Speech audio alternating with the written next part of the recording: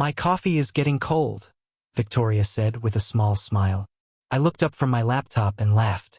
That's because you married a man who never stops working. You could take one morning off. I'll think about it. You always say that. I know. She reached across the table and squeezed my hand. For a second, I forgot about the emails waiting for me. Her touch still felt warm, even after 3 years of marriage. I'm proud of you, she said. I'm proud of you too, Mrs. CEO. She rolled her eyes. Don't call me that at breakfast. Why not? My wife runs one of the biggest companies in the city. And my husband built his own business from nothing. I smiled. Sounds like we're a good team. Yeah, she whispered. A good team. At that moment, I believed those words with all my heart. After breakfast, I grabbed my jacket. I'll be home around 7, I said. I might be late. Another board meeting? She nodded. This quarter has been stressful. Don't work too hard. I won't. She kissed my cheek before leaving. I watched her drive away and smiled to myself. My life is better than I ever dreamed, I whispered. At the office, my phone rang. Ethan, Ryan shouted. You're too loud for 9 in the morning. You still sound old. I'm only 30. Exactly. Ancient. I laughed. Ryan had been my best friend since college. We had survived exams, failed business ideas, and years of struggle together. What do you want? I asked. Lunch. I'm busy. You always say that. My wife said the same thing this morning. See? Listen to your wife. I usually do. Good. Meet me at 1. Fine. Don't cancel. I won't. At lunch, Ryan dropped into the chair across from me. You look tired, he said. I've been working late. So has Victoria. Being a CEO isn't easy. He nodded without meeting my eyes. You okay? I asked. Yeah. Just thinking. About what? Nothing important. The answer felt strange, but I ignored it. Ryan suddenly smiled. You know what I miss? What? The days when we were broke. You miss instant noodles? They were cheaper than therapy. I laughed. For the next hour, we talked about work, old memories, and future plans. Everything felt normal. Too normal. I had no idea my perfect world had already started to crack. That evening, I reached home a little before 7. Victoria, I called. No answer. A few minutes later, my phone buzzed. Victoria, running late. Board meeting. Don't wait for dinner. I smiled and replied. Me good luck. Drive safely. She answered with a heart emoji. I put my phone away and told myself, she's working hard for our future. Around 9 o'clock, Ryan called. Still awake? He asked. Barely. Wanna watch the game online? I can't. I have an early meeting tomorrow. You've become boring. Marriage does that. He laughed. Maybe. After we hung up, I noticed Victoria had not come home yet. I looked at the clock. Another long meeting, I whispered. She finally walked in after 11. I'm sorry, she said, placing her bag on the sofa. Today was exhausting. You don't have to apologize. I missed dinner with you again. There will be another dinner tomorrow. She hugged me tightly. Thank you for understanding. Always. I meant every word. Over the next few weeks, the same pattern repeated. She stayed out late. She answered calls in another room. Sometimes she smiled at messages, then quickly locked her phone when I walked in. I noticed. I simply refused to think the worst. One Saturday morning, I asked, do you want to spend the day together? She looked uncomfortable. I wish I could. Work again. There are investors in town. Even on Saturday? I'm sorry. It's okay. She kissed my forehead and hurried out. I stood alone in the living room. For the first time, something inside me felt unsettled. That afternoon, Ryan stopped by my office. Coffee? He asked. Sure. While we talked, his phone vibrated. He looked at the screen and quickly turned it over. Everything okay? I asked. Yeah. You seem distracted. Just business. I nodded. Everyone seemed busy lately. Maybe I was simply overthinking. A few days later, Victoria was sitting beside me on the couch when her phone lit up. She glanced at the screen. A small smile appeared on her face. The moment she noticed me looking, the smile disappeared. "I need to answer this," she said. "Go ahead." She walked onto the balcony and closed the glass door. I couldn't hear a single word. When she returned, I asked, "Everything all right?" She smiled. "Just work. You've been saying that a lot lately." She laughed softly. "Being a CEO isn't easy, remember?" I forced myself to smile. "Right." That night, I lay awake while she slept beside me. I kept asking myself one question. Why did work suddenly sound like a secret instead of an answer? The next morning, I shook the feeling away.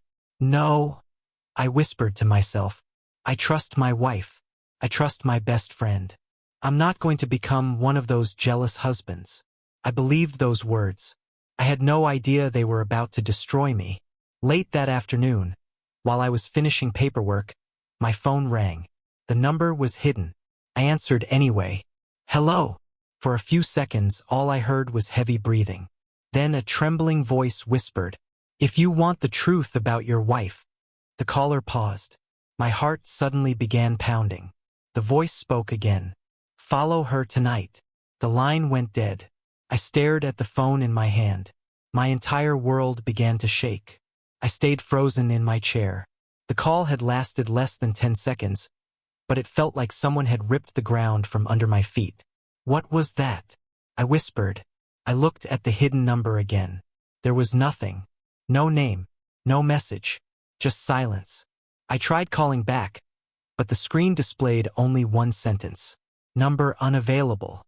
This has to be a joke. I forced a laugh, but it sounded empty. Why would anyone say something like that? Who would want to destroy my marriage? I rubbed my forehead and stood up. "No," I said to myself. "I trust Victoria." A second voice inside me answered. "Then why are you shaking?"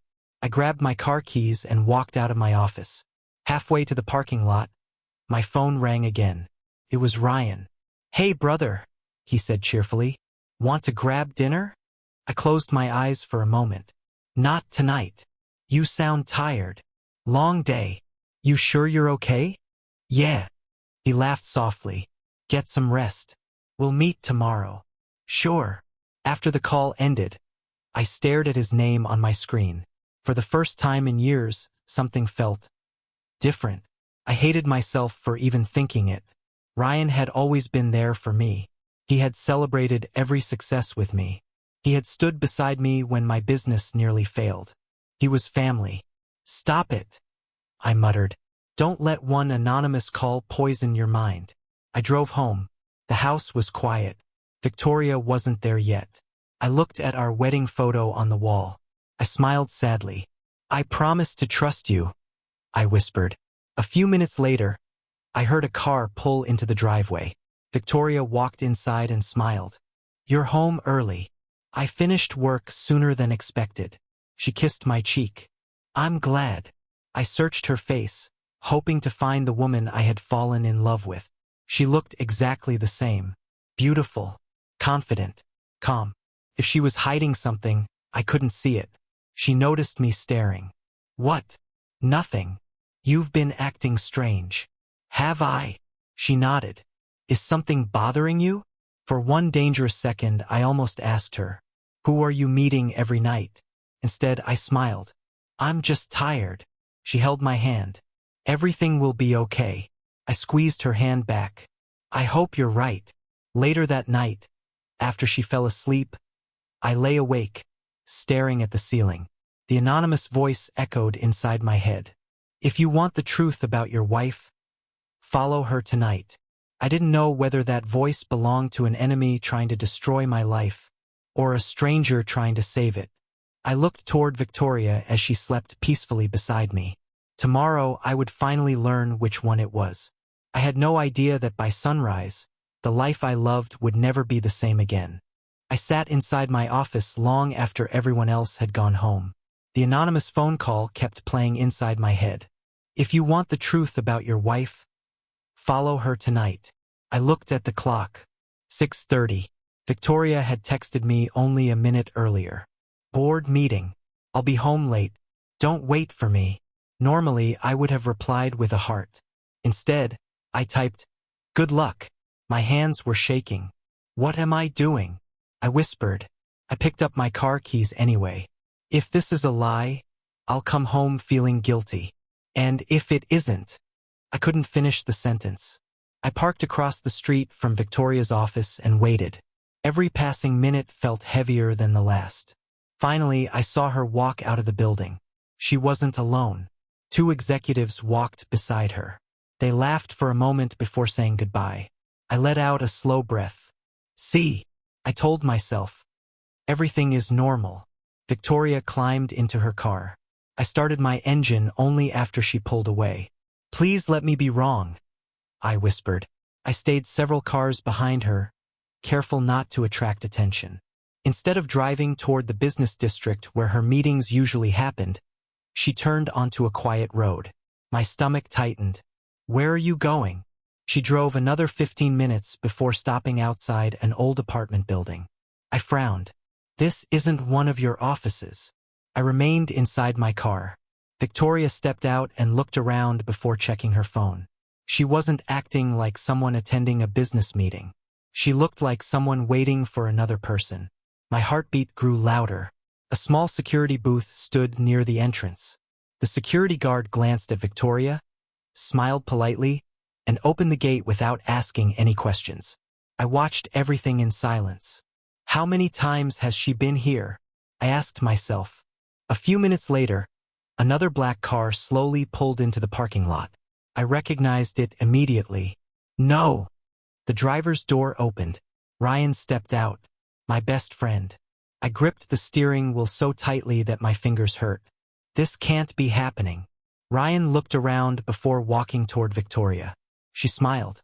Not the polite smile she gave clients. Not the tired smile she gave me after work. It was the smile I remembered from the day we got married. I felt my chest grow heavy. Then Ryan reached her. Without saying a word, he wrapped his arms around her. And she hugged him back. I forgot how to breathe. My hands trembled so badly that I almost dropped my phone. No, I whispered. Please, no. Ryan stepped back for a second. Victoria laughed at something he said. I couldn't hear their words, but I knew that laugh. It used to belong to me. He gently brushed a strand of hair away from her face. She didn't stop him. She simply smiled. I felt something inside me break. My first instinct was to jump out of my car. I wanted to scream. I wanted to ask, why? Instead, I stayed where I was. If I confront them now, I whispered, they'll deny everything. I forced myself to stay calm. I need proof. Ryan placed his hand on the small of Victoria's back. Together, they walked toward the apartment entrance. The security guard opened the door with a friendly smile. They know them, I realized. This isn't their first visit. The door closed behind them. I sat there alone. Minutes passed. Then an hour. Then another. Every light inside the building felt like a knife in my chest. Around me, the street became quieter. Cars disappeared. The wind grew colder. I finally stepped out of my car and walked toward the entrance. An older man was sweeping the front steps. Good evening, I said. He looked up. Evening. Do you work here? I take care of the building. I forced a smile. I'm looking for a friend. Which apartment? I'm not sure. He shrugged. We have many visitors. I looked toward the elevators. That woman who came in earlier. The beautiful lady? I nodded slowly. He smiled without thinking. Oh, she's been here several times. My heart stopped. Several times. Yes. He leaned on his broom. She usually arrives in the evening. And, does she come alone? Sometimes. His answer echoed inside my mind. Sometimes. That single word hurt more than I expected.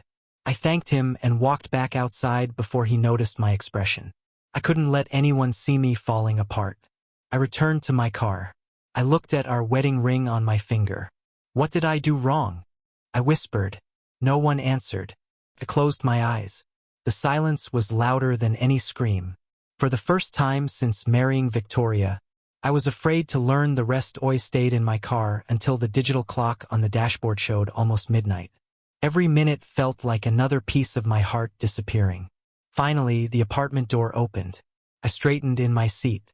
Ryan walked out first. A few seconds later, Victoria followed him. They stood close together. Ryan smiled and said something I couldn't hear. Victoria laughed softly and touched his arm. Then she hugged him again. This time, the hug lasted longer. I looked away because I couldn't bear another second. When I forced myself to look back, Ryan kissed her forehead. I felt tears fill my eyes. I wanted to believe there was another explanation. I couldn't find one. They said goodbye. Ryan drove away first. Victoria waited a minute before getting into her own car. I started my engine and followed her home from a safe distance. Neither of us spoke during the drive. She had no idea I was behind her. When we reached the house, I parked a short distance away and waited until she went inside. A few minutes later, I walked through the front door. "There you are," Victoria said with a warm smile. I was starting to worry. I forced myself to smile back. "I'm sorry. Work took longer than I expected." She stepped closer and kissed my forehead. "I'm exhausted," she said. The board meeting lasted forever.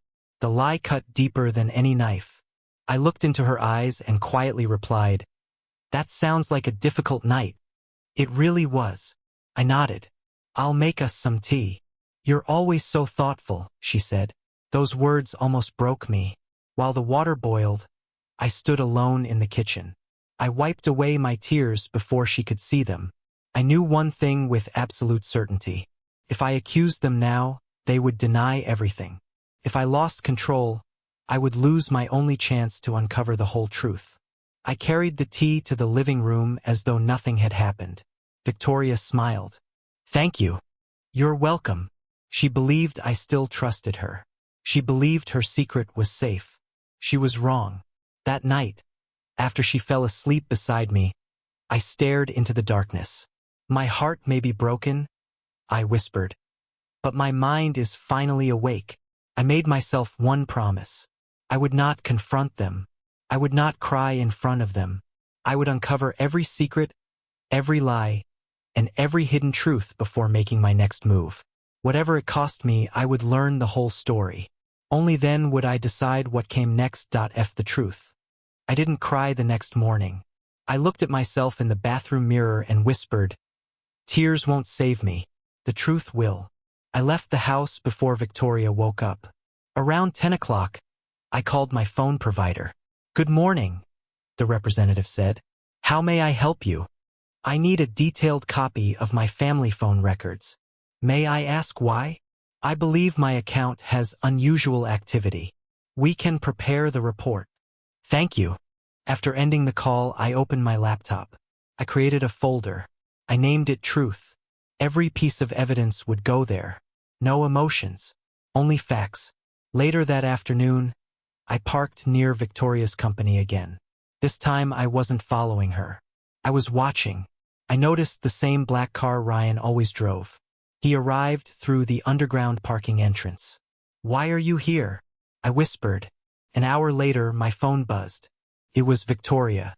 "Working late again. Don't wait for dinner." I replied with only one word. "Okay." That single word hurt more than writing "I love you." The next morning, I received the phone records. My hands trembled as I opened the file. The same unknown number appeared again and again. Late nights, early mornings, weekends. Then I saw Ryan's number. It appeared beside Victoria's number almost every day. Sometimes they spoke for 5 minutes, sometimes 40, sometimes more than an hour. I leaned back in my chair. "This didn't start last week," I whispered. "It has been happening for months." A soft knock interrupted my thoughts. "Come in." A young woman stepped into my office. "Mr. Carter?" "Yes. My name is Emma. I'm Mr. Hayes' executive assistant."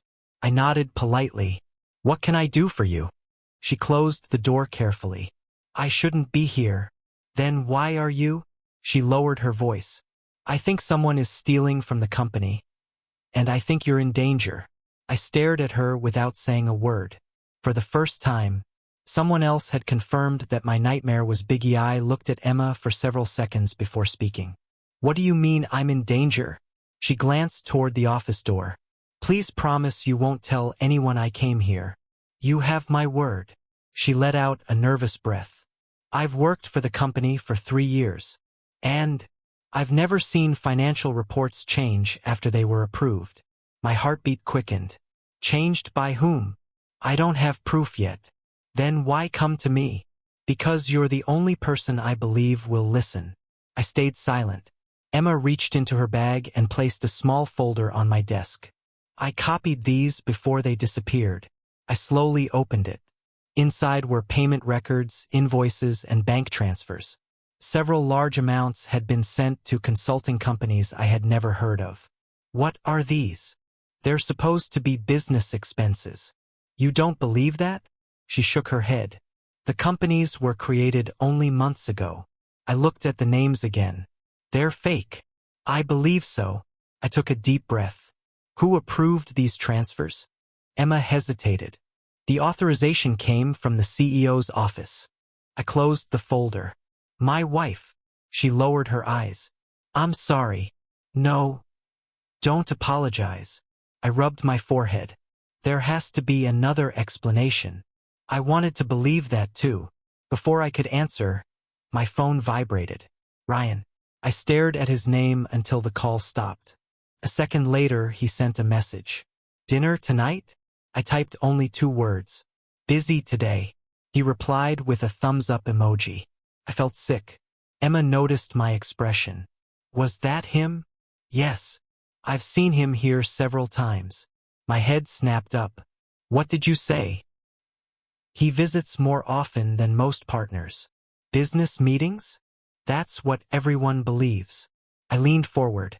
But you don't. She slowly shook her head. I've seen him leave the CEO's private office long after everyone else went home. The room suddenly felt smaller. I need facts, I said quietly. I don't want guesses. I understand. She nodded. Then talk to Mr. Hayes. The accountant? He's been asking questions too. Can I trust him? I believe you can. That evening, I arranged a private meeting with Michael Hayes. He arrived carrying a laptop and a thick envelope. I assume Emma spoke to you, he said. She did. He placed the envelope in front of me. I've been tracking unusual transactions for months. Why didn't you report them? I tried. What happened? My reports disappeared before reaching the board. I stared at him. Someone buried the evidence. He gave a slow nod. And whoever did it has authority. I looked at the envelope without opening it. For the first time, I understood something terrifying. My marriage wasn't the only thing under attack. Someone opened the envelope with unsteady hands. Michael watched me quietly. Take your time, he said. Inside were bank statements, hotel invoices, travel receipts, and copies of internal approval forms. My eyes stopped on one document. These hotel bookings. Michael nodded. I checked the dates. I compared them with Victoria's calendar. Every booking matched a night she had told me. I'm staying late for work. My throat tightened. There are more, Michael said. I kept turning the pages. One transfer led to another. The money had moved through several fake companies before ending in a private account. Can you identify the owner? I asked. Not yet. What about Ryan? Michael slid another sheet across the table. I wasn't sure you were ready to see this. I looked down. Ryan's consulting firm had received repeated payments labeled as Strategic Advisory Services. The total made my stomach turn.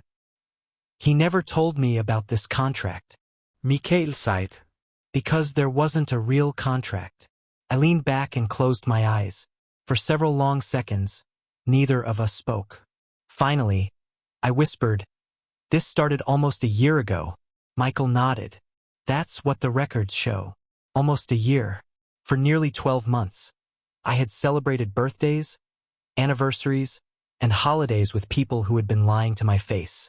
The pain was still there, but something had changed. I wasn't crying anymore. I was thinking. I carefully placed every document back into the envelope. I won't confront them. Michael looked surprised. You won't? No. They'll keep stealing. Only until they believe they're completely safe. He studied my face. You've changed. I had to. I stood and extended my hand. Thank you for trusting me. He shook it firmly. Be careful.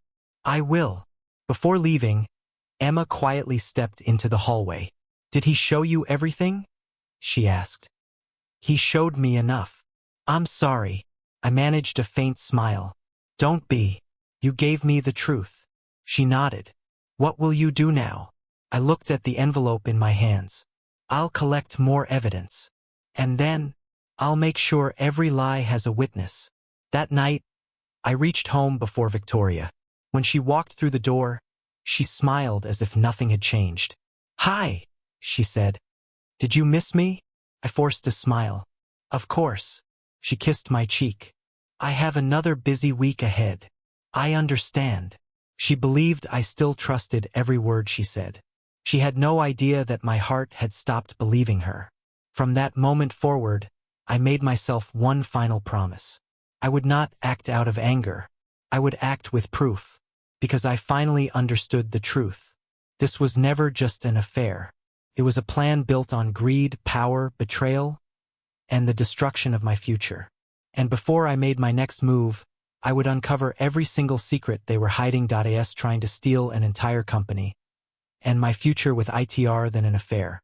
I woke up before sunrise and looked at my reflection. You have two choices, I whispered. Stay broken, or become stronger. For the first time in weeks, I chose myself. Instead of following Victoria, I drove to a quiet law office across town. The receptionist smiled politely. Do you have an appointment? I do. Ethan Carter.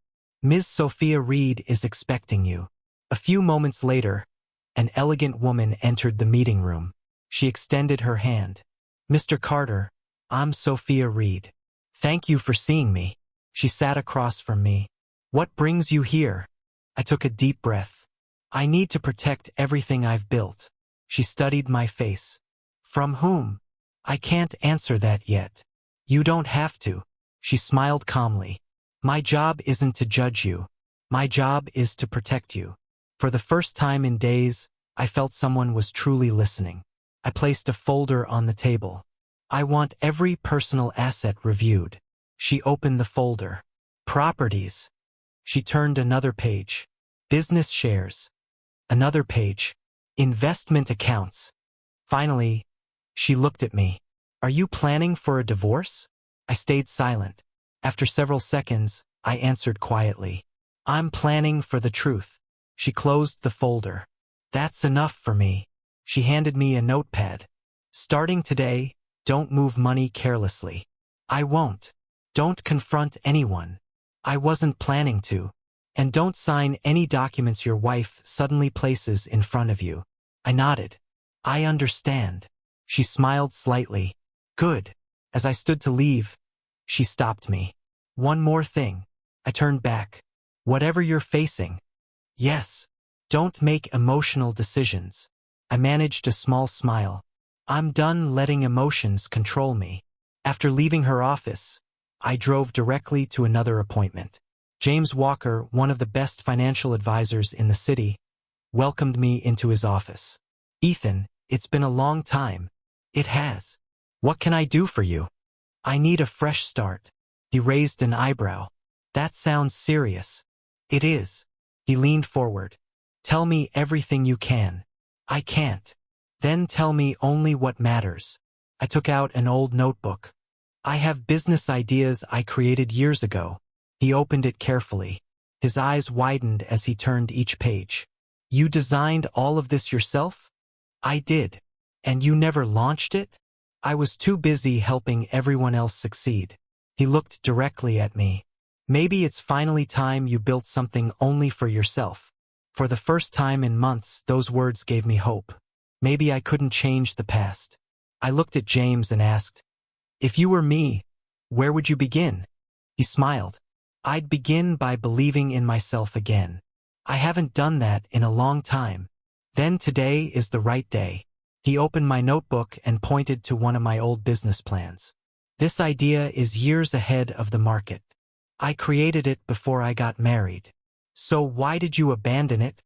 I kept putting everyone else's dreams before my own. James closed the notebook. Don't make that mistake again. I won't. He pulled out a legal pad. First, we'll create a new company. I want it completely separate from everything I own now. It will be. No one can know about it. Not even your wife? Especially not my wife. James nodded. I understand. For the next 2 hours, we discussed funding, structure, future clients, and legal protection. When the meeting ended, I felt lighter. I finally had a direction. That evening, I returned home before Victoria. She walked through the door carrying her laptop. Hi, she said with a tired smile. Long day. The longest. I nodded. Dinner is almost ready. She looked surprised. You cooked. I had some free time. She hugged me briefly. You're amazing. The words no longer warmed my heart. Instead, they reminded me how easily she could lie. During dinner, she glanced at her phone several times. Everything okay? I asked. Just work. I smiled. Your company never lets you rest. She laughed softly. You have no idea. I did. I simply didn't let her know. Later that night, Ryan called. Brother, he said cheerfully. You disappeared. I've been busy. We should grab a drink. Maybe next week. He laughed. You're getting boring. Maybe. His confidence was different now. He sounded like a man who believed he had already won. He had no idea I was no longer playing by his rules. After the call, Victoria looked at me. Ryan misses hanging out with you. I'm sure he does. She smiled. You two have always been like brothers. I looked into her eyes. So I believed. What did you say? I forced a small laugh. I said we've known each other forever. She nodded, completely satisfied. That night, she fell asleep within minutes. I stayed awake beside her. I wasn't angry anymore. I wasn't even crying. I was planning. Every decision I made from this moment forward would protect my future, not my past. The man who had begged for love was gone. In his place stood someone who finally understood a painful truth. People who truly love you never ask you to ignore your own worth. And I would never abandon myself again. The next morning, I signed the final papers to register my new company. James smiled as he handed me the documents. Congratulations. Thank you. How does it feel? I looked down at my signature. It feels like I'm breathing again. That's because you're building something no one else controls. I carefully placed the documents into my briefcase. Keep everything confidential, I said. You have my word. After leaving his office, I drove to my main business. For the first time in months, I stopped thinking about Victoria and Ryan every minute. Instead, I focused on my own goals. I called several former clients. Good morning, I said. I'd like to discuss a new project. One by one, they agreed to meet. Each conversation reminded me of something I had forgotten. I was good at what I did. My success had never depended on the people who betrayed me. That evening, Ryan stopped by unexpectedly. He walked into my office with his usual confidence. There you are, he said. You've been impossible to find. I've been busy. Still working too hard? Maybe. He laughed. You always were the serious one. I smiled politely. Inside, I studied every expression on his face. He looked completely relaxed. A man with nothing to hide wouldn't have looked any different. Or maybe, a man hiding everything had simply become an expert liar. Ryan leaned against my desk. You know, you've changed. Have I? You're quieter. I'm focusing on business. Don't forget your friends. I won't. The words left my mouth easily, even though they no longer felt true. A few minutes later, he stood. I should go. Drive safely. You too, brother. Brother. The word echoed painfully after he left. That night, Victoria came home smiling. I have wonderful news, she said. What is it? My company may close the biggest deal of the year. Congratulations. She kissed my cheek. I knew you'd be happy for me. I always support success. She never noticed the difference in my voice. She still believed I was the same man who trusted every excuse.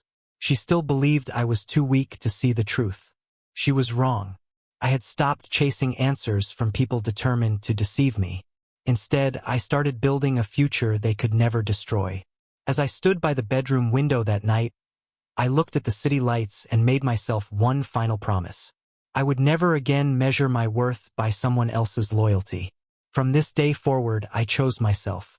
And that choice would change everything. But I could still build a future they could never steal. I stopped chasing the people who betrayed me. Instead, I chased opportunities. One Monday morning, James called me. "Ethan, are you free?" "I am. Come to my office. I'll be there in 20 minutes. When I arrived, he stood beside the window with a smile. "I have good news. I could use some." He handed me a folder. "3 companies want to hear your proposal." I looked at the names. They're serious clients. They asked for you personally. I smiled for the first time that week. "Let's schedule the meetings." "Already done." I laughed. "You always stay one step ahead. I learned from you."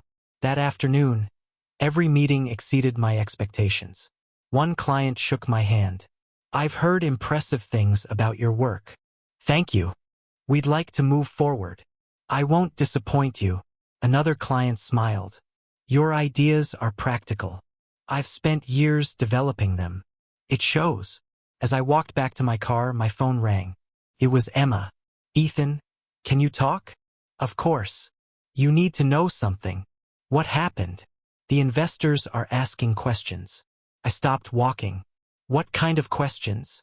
"They've noticed missing money. And they're demanding answers." I remained silent. Emma lowered her voice. Victoria looked nervous for the first time. I closed my eyes. "I understand. There's more. Go on." "A company auditor has started reviewing old financial records." My heartbeat slowed instead of racing. "Thank you for telling me. Be careful." "I will." That evening, I reached home before Victoria. She arrived almost an hour later. The moment she walked inside, I noticed the difference. She looked exhausted. She dropped her bag onto the sofa. "Long day?" I asked. "You have no idea." I poured her a glass of water. "Problems at work?" She forced a smile. "Nothing I can't handle." I handed her the glass. "I believe in you." She looked relieved. "Thank you." She still believed I trusted every word she said. She had no idea I already knew her perfect world had started to crack. For the first time since discovering the truth, I didn't feel satisfaction. I simply felt calm. The next morning, my phone rang before sunrise. It was Emma. "Ethan, are you awake?" "I am now." "What's wrong?" "They're holding an emergency meeting." "Who?" "The senior investors, the finance team, and the external auditor." I sat up immediately. "Did something happen?"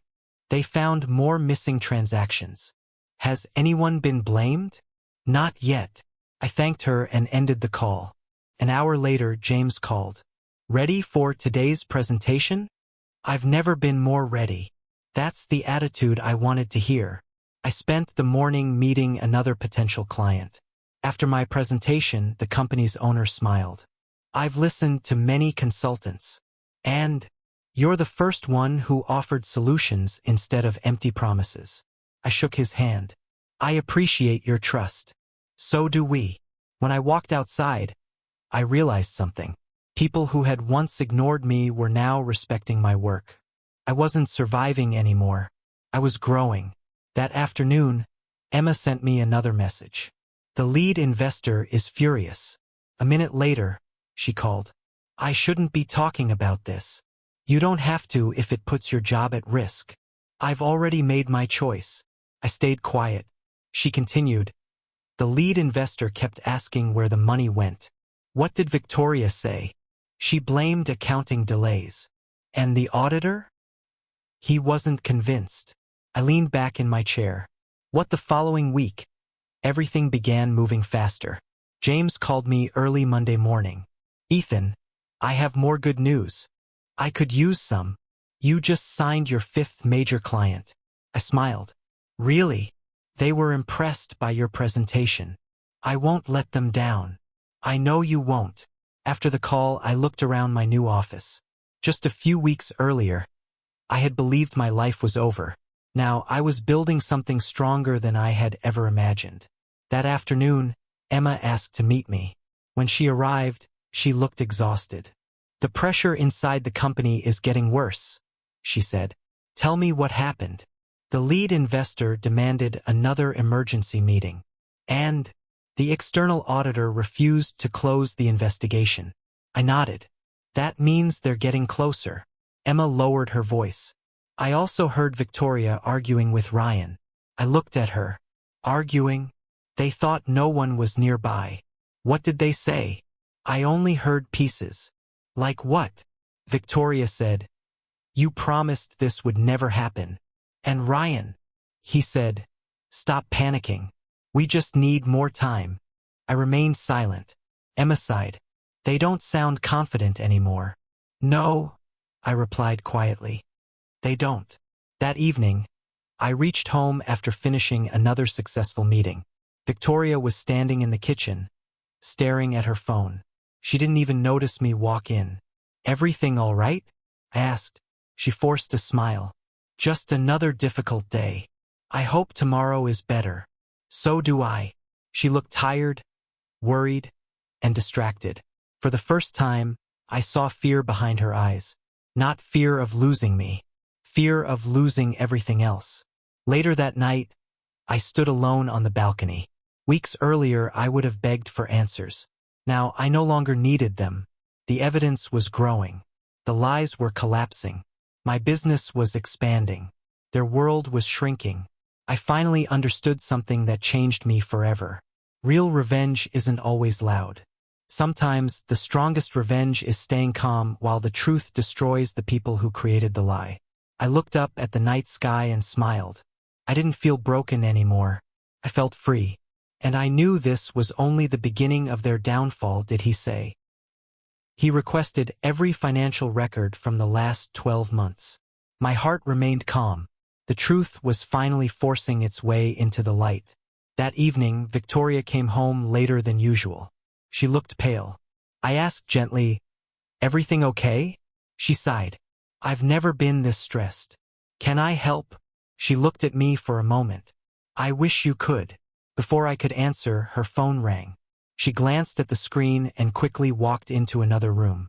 The door closed behind her. I couldn't hear every word, but I heard enough. This is your fault, she whispered angrily. A man's voice answered through the speaker. I couldn't make out the words. Then Victoria said, I told you this would happen. The call ended. She returned a minute later. Who was it? I asked. Just work. I nodded as if I believed her. Inside, I knew exactly who had called. Ryan. For the first time, I imagined them arguing instead of laughing. Their secret world was beginning to crack. And neither of them realized that I was quietly watching every piece fall into place. Because karma had finally taken its first step. I knew the day had finally arrived. Emma called before sunrise. Ethan, the emergency shareholder meeting starts at 10. I expected that. The board chairman asked every senior executive to attend. What about the investors? They'll all be there. I thanked her and ended the call. A few minutes later, Michael called. Bring every document. They're ready. Today changes everything. I know. When I reached the company headquarters, the atmosphere felt different. People weren't smiling. They were whispering. I stepped into the conference room. Victoria froze when she saw me. I didn't know you were coming, she said. I was invited. She forced a smile. Then I'm glad you're here. I simply nodded. Ryan walked in moments later. Brother, he said. Good to see you. You too. He smiled with complete confidence. He still believed he could escape the truth. The board chairman, Richard Bennett, entered the room. Good morning, everyone. The conversations stopped immediately. Richard looked around the table. This meeting concerns serious financial concerns raised by investors and independent auditors. Nobody spoke. He continued, "We will hear every report before making any decision." The lead investor stood first. "Our confidence has been damaged." Victoria interrupted. "I can explain." Richard raised his hand. "You'll have your chance." She slowly sat down. Next, the external auditor walked toward the large screen. "I'd like to present our findings." The first financial report appeared. Then another. And another. The room became completely silent. The auditor spoke calmly. "We discovered repeated payments to companies with no legitimate business activity." Victoria shook her head. "Those were consulting expenses." The auditor replied, "We verified every company. And several exist only on paper." Ryan suddenly leaned forward. "There must be some mistake." The auditor looked directly at him. "We thought the same." He pressed another button. Copies of contracts appeared on the screen. "We found duplicate signatures." Victoria's face turned pale. Richard looked at her. "Do you deny approving these documents?" She hesitated. "I." For the first time since I had known her, she couldn't find the right lie. I sat quietly, watching everything unfold. Months ago, this moment would have destroyed me. Now, it simply confirmed what I had already accepted. The truth had finally entered the room, and it wasn't leaving without taking everything with it. The conference room fell into complete silence. Richard looked at the auditor. "Please continue." The auditor nodded. "Our investigation did not stop with the contracts." He pressed another button. A list of bank transfers appeared on the screen. "We traced every payment." The lead investor frowned. "Where did the money go?" The auditor answered calmly. "Several transfers ended in accounts connected to shell companies." Victoria stood up. "Those payments were approved for future projects." The auditor looked directly at her. "Can you provide signed agreements for those projects?" She opened her folder. Her hands trembled. I'll need more time." Richard spoke firmly. "You've already had months." Nobody moved. The auditor continued. "We also recovered deleted company emails." My heartbeat stayed steady. I already knew what was coming. One message appeared on the screen. Another followed. Then another. The room filled with quiet whispers. The lead investor looked shocked. "These emails were never presented to the board. They were deleted from the official records," the auditor replied. Ryan suddenly stood. "This is ridiculous." Richard looked at him. "Sit down, Mr. Brooks." Ryan ignored him. "Someone is framing us." The auditor calmly placed another file on the table. "Then perhaps you can explain these hotel bookings." Ryan's face lost its color. Victoria slowly turned toward him. "You told me those records were gone." The words escaped before she could stop herself. The room became silent again. Ryan looked at her. "Why would you say that?" She covered her mouth. Richard narrowed his eyes. "So the records are real." Victoria shook her head. "That's not what I meant." The lead investor slammed his hand on the table. "Enough." He pointed toward the documents. "We trusted this company with millions." Victoria's voice cracked. "I never wanted this to happen." Ryan quickly answered. "This isn't my fault." I looked at him in disbelief. He pointed toward Victoria. "She approved every payment." Victoria stared at him. "You're blaming me? You were the CEO. You promised we were in this together." "I never forced you." Their voices grew louder. Richard struck the table with his hand.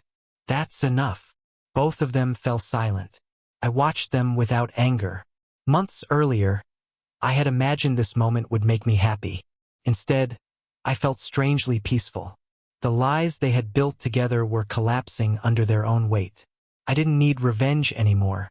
The truth was doing all the work for me. Richard slowly looked around the room. "I believe we've heard enough." Every eye turned toward him. I knew the next few minutes would change every one of our lives forever. Richard remained standing at the head of the table. He looked at every shareholder before speaking. After reviewing the auditor's report, the financial records, the contracts, and today's testimony, the board has reached its decision. Nobody said a word. Victoria whispered, Please, let me explain one last time. Richard shook his head. You've already had that opportunity. She looked around the room. I made mistakes, but I can fix them. The lead investor answered coldly. This company cannot be led by someone we no longer trust. Victoria's shoulders dropped. Ryan suddenly spoke. She isn't the only one responsible. Richard looked at him. You're correct. For a brief moment Ryan smiled. Then Richard continued. You will also be referred to the authorities for further investigation. Ryan's face turned white. This is insane. The auditor calmly replied. The evidence speaks for itself. Ryan pointed toward me. He wanted this. Every eye turned toward me. I stood slowly. I didn't create the evidence. The room stayed silent. I didn't move the money. I looked at Victoria. I didn't ask you to lie. Then I looked at Ryan. And I didn't ask my best friend to betray me. Neither of them could meet my eyes. Richard spoke again. Effective immediately, Victoria Carter is removed from her position as Chief Executive Officer. The words echoed through the room. Victoria closed her eyes. A single tear rolled down her cheek. She whispered, It's over. Richard nodded. Corporate legal counsel will cooperate fully with the investigation. The lead investor added, Every suspicious transaction will be examined. Victoria looked at me. Ethan. Her voice broke. I'm sorry. Months ago, those words would have shattered me. Now they felt empty. I answered quietly, An apology doesn't change the truth. She lowered her head. Ryan tried one final time. Ethan, listen to me. I shook my head. I listened for years. He took a step forward. We can fix this. No. You don't understand. I understand more than you think. Security officers entered the room. Richard spoke calmly. Please escort Mr. Brooks from the building. Ryan looked at me one last time. I saw fear where arrogance had once lived. He was led away without another word. Victoria remained frozen in her chair. The powerful CEO who once believed she controlled everything had lost it all in a single morning. As I walked toward the exit, I didn't feel victorious. I felt free. Long before this meeting, I had already accepted the truth. Today, everyone else finally accepted it too. Every lie had a consequence. Every betrayal left a cost. And every choice they had made had brought them to this exact moment.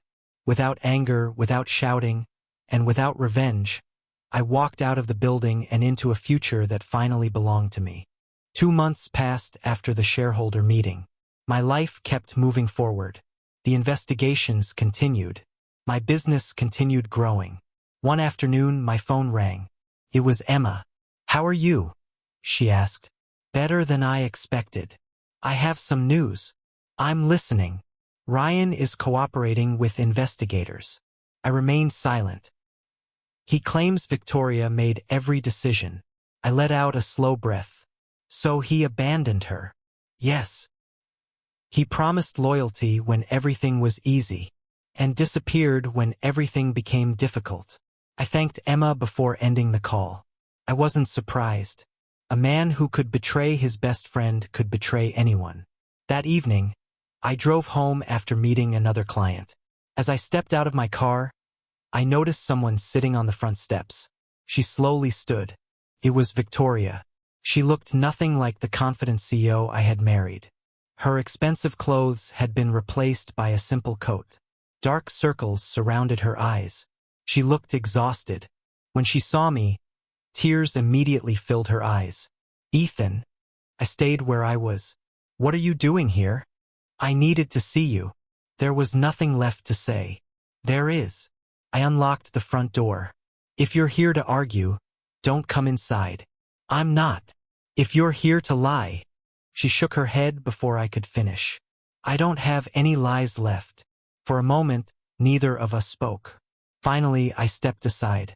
You have 5 minutes. She walked inside slowly.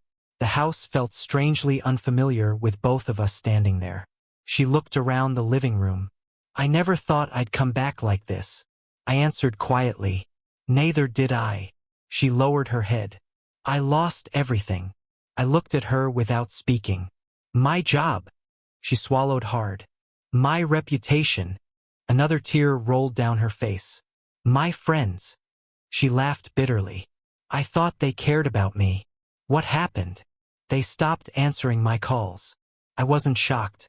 People who stay for success often disappear during failure.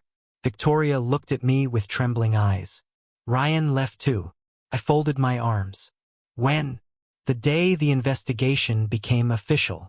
She tried to smile. He said he needed to protect himself. The silence between us felt heavier than any argument.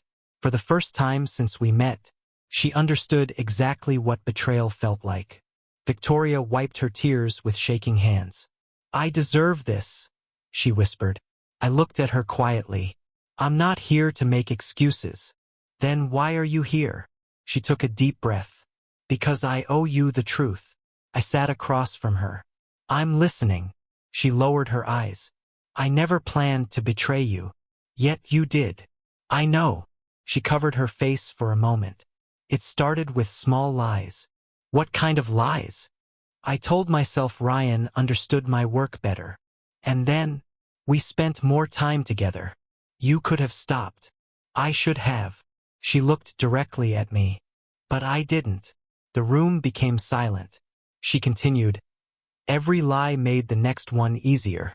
And every choice was yours. Yes. She nodded without arguing. I blamed work. You did. I blamed stress. You did. I even blamed you. I looked at her calmly. I remember. Her voice broke. The truth is, you never failed me. I didn't answer. You trusted me. Yes. You believed every excuse. Yes. And I used your love against you. The words hung in the air. For months, I had imagined hearing her admit everything.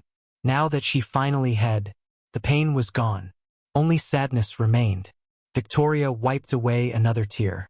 I destroyed the only person who truly loved me. I looked out the window for a long moment. Finally, I asked, why are you telling me this now? Because I have nothing left to hide. And Ryan, she laughed bitterly. He blocked my number. I closed my eyes for a second. The same man you chose over me. I know. The same man you believed would never leave. I know. She looked at me with desperate eyes. I was blind. No. I shook my head gently. You made your choice with open eyes. She couldn't argue. I've replayed everything in my mind every night. She whispered. I wish I could go back. You can't. I know. She slowly reached toward me, then stopped. I don't expect you to love me again. I stayed silent. I only wanted you to know. She struggled to finish the sentence.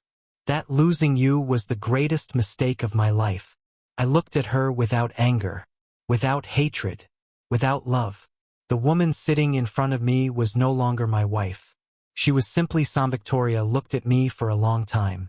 Finally, she whispered, Can you ever forgive me? I took a slow breath. I already have. She blinked in surprise. You have? Yes. Tears filled her eyes again. Does that mean we can start over? I gently shook my head. No. Her shoulders trembled. Why?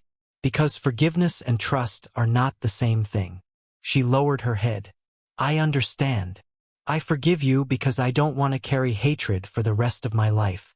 She listened without interrupting. But I can't return to a life built on lies. She wiped away another tear. I don't deserve a second chance. I answered honestly. No, you don't. The truth hurt both of us. For several moments, neither of us spoke. Then she looked around the house. I used to think this place felt ordinary. It was never the house that mattered. I know. It was the people inside it. She nodded slowly. I was too blind to see that. I stood and walked toward the front door. She followed me. When we reached the doorway, she stopped. I wish I had understood your value before I lost you. I gave her a small, peaceful smile. So do I. She looked at me one last time. I hope one day you find someone who loves you the way you deserved to be loved. Thank you. And I hope you believe me when I say. She struggled to keep her voice steady. I truly am sorry. I believe you're sorry. She looked hopeful for a brief second. Then I quietly added, but being sorry doesn't erase what happened. Her hope faded. I know. She stepped outside. The cold evening wind brushed past us. She turned back one final time. Goodbye, Ethan. Goodbye, Victoria. She walked toward the street without looking back. I watched until she disappeared into the darkness. Then I closed the front door. I didn't cry. I didn't feel empty. I simply felt peaceful. The chapter of my life that had been filled with betrayal, lies, and heartbreak was finally over. I had forgiven her, not because she had earned it, but because I deserved peace. Some mistakes can be repaired. Others become permanent lessons. Victoria left carrying the weight of her choices. I stayed behind carrying something much lighter. Hope. For the first time in a very long time, I looked toward the future instead of the past. And I never looked back again. One living with the consequences of her own decisions. 6 months passed faster than I expected. Some mornings, I still remembered the man I used to be. The man who believed love alone could protect a marriage. The man who ignored every warning because trusting people felt easier than questioning them. I wasn't that man anymore. One Monday morning, James walked into my office with a wide smile. I hope you're ready. For what? He placed a report on my desk. Your company just became the fastest-growing firm in the region. I stared at him. You're serious? I've never been more serious. I laughed. I didn't expect this. You earned it. A few minutes later, Emma knocked on my office door. Am I interrupting? Not at all. She smiled. I brought the final hiring reports. I looked through the papers. Our team keeps growing. Because people trust you. I looked around my office. Everyone working there had something in common. They were honest. Not because they were perfect. Because they respected trust. James smiled. You built more than a business. What did I build? A place where people don't have to fear betrayal. His words stayed with me all day. That afternoon, I signed another major contract. As the client left, he shook my hand. I've heard your story. I smiled politely. Only parts of it. People say you never gave up. I answered quietly. I simply stopped chasing the wrong people. That evening, while leaving the office, my phone rang. The number wasn't saved. For a brief moment, my heart skipped a beat. It reminded me of another unknown call months earlier. I answered. Hello. A calm voice replied. Mr. Carter? Speaking. I don't think you remember me. I'm sorry. Who is this? There was a short silence. Then the caller said something that stopped me in my tracks. I'm the person who called you the night your life changed. I froze. The anonymous caller had finally returned. I stood beside my car without saying a word. The caller spoke first. I wasn't sure you'd answer. I took a slow breath. I almost didn't. I understand. Who are you?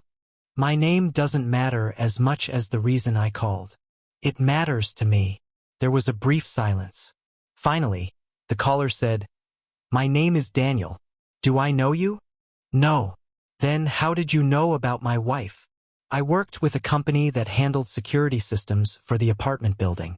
My heartbeat slowed. I saw them together. More than once. Many times. I closed my eyes. I wanted to believe I was imagining it. Daniel sighed. So did I. Why didn't you tell me sooner? I was afraid. Afraid of what? Losing my job. I understood. But one night, he continued, I saw you waiting outside your wife's office. You saw me? Yes. You looked happy. His voice became quieter. I couldn't watch an innocent man lose his life to a lie. I didn't speak. So I made the anonymous call. I looked toward the city skyline. That call changed everything. I know. For a long time, I thought it ruined my life. And now, I smiled. Now I know it saved my life. Daniel let out a relieved breath. I've carried that secret for months. You don't have to carry it anymore. I'm sorry I couldn't do more. You did enough. No. I nodded gently, even though he couldn't see me. You gave me the truth. We remained silent for several seconds. Then I asked, "Why are you calling today? I heard your company is doing well." "It is. I wanted to know if you were okay." I looked at the building that carried my company's name. "I'm better than okay. I'm glad." "So am I." Before ending the call, I said one final thing. "Thank you, Daniel." He replied softly, "No. Thank you for proving that the truth was worth telling." The call ended. I slipped my phone into my pocket. This time, an unexpected phone call didn't fill me with fear. It filled me with gratitude. A few days after that meeting, I stood alone outside my office as the sun began to set. The building behind me carried my company's name. Months earlier, I had believed my future was falling apart. Now I understood something completely different. My future had been waiting for me all along. James walked outside. "Still thinking?" "I am." "About the past?" I smiled. "About how close I came to living a lie forever." He nodded. "One phone call changed everything." It did. Emma joined us a moment later. "We just signed another international client." I laughed. "That's wonderful. You should celebrate." "I already am." "How?" "By waking up every morning without fear." She smiled. "I like that answer." After they left, I remained alone for a few more minutes. I thought about Victoria. I thought about Ryan. I thought about the pain that had once controlled every part of my life. Surprisingly, I didn't hate either of them anymore. I simply hoped they would one day understand the value of honesty. I quietly whispered to myself, if that phone had never rung. I stopped speaking. The answer was obvious. I would still be living inside a beautiful lie. I would still believe my marriage was real. I would still call a traitor my brother. Instead, I had been given the truth. The truth hurt, broke my heart, changed my life. But it also saved me. As I looked toward the road ahead, I smiled peacefully. Betrayal had changed me. It had taught me to value honesty over comfort, truth over appearances, and self-respect over blind loyalty. But betrayal did not define me. The choices I made afterward defined me. My greatest revenge was never destroying the people who betrayed me. My greatest revenge was becoming someone who no longer needed revenge at all. I took one final look at the city skyline. Then I turned around and walked toward my future. Stronger, wiser, finally free. The end.